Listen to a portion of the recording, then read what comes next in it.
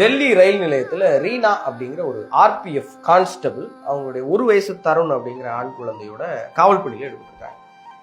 ஏன் அப்படின்னு கேட்டாக்க அவங்களுக்கு நேற்று விடுமுறை இருந்திருக்கு. ஆனாலும் கூட அந்த கூட்ட நெரிசலில் 18 பேர் தவறிட்டாங்க இல்லையா, அதனால காவல் பணிக்கு கூடுதலான காவலர்கள் வேணும்னு சொல்லி உங்களை கூப்பிட்டுருக்காங்க. அவங்க பெண் குழந்தையை டேக் கேர்ல விட்டுட்டு அந்த கை குழந்தையை பார்க்க ஆள் இல்லை அப்படின்னு சொல்லி தூக்கிட்டு வந்துட்டாங்க. இவங்களுடைய கணவர் ஜம்மு அண்ட் காஷ்மீர்ல சிஆர்பிஎஃப்ல இருக்கிறாரு.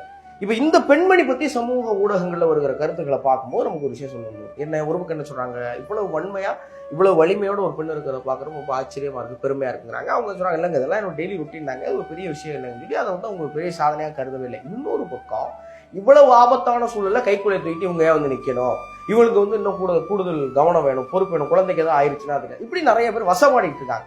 நமக்கு கேட்குற கேள்வி என்னன்னா, பொதுவாக நீங்கள் மற்ற எல்லாத்தையும் விடுங்களேன், இன்னைக்கு சமூகத்தில் பெண்களுக்கு எதிராக ஒரு வயசு பள்ளிக்கூடம் போகிற குழந்தைக்கு ஒரு ஆசிரியர்னால ஒரு பெரிய கேவலமான சம்பவம் நடக்குது. ரயிலில் பெண் காவலருக்கு ஒரு பாதிப்பு நடக்குது. பெண்களுக்கு சமூகத்தில் அங்கே பல்வேறு இழிவுகள் நடந்துகிட்டே இருக்கு. ஆனால் அதெல்லாம் தாண்டி பெண்கள் தொடர்ந்து போராடி முன்னாடி வந்துகிட்டே தான் இருக்கிறாங்க.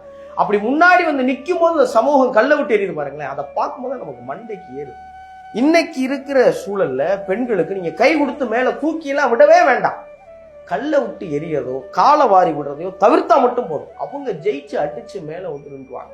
பெண்களுடைய வலிமையையும் அவங்களுக்குள்ள இருக்கிற அந்த திண்மையையும் பார்க்கும்போது நமக்கு அவ்வளவு ஆச்சரியமா இருக்கு.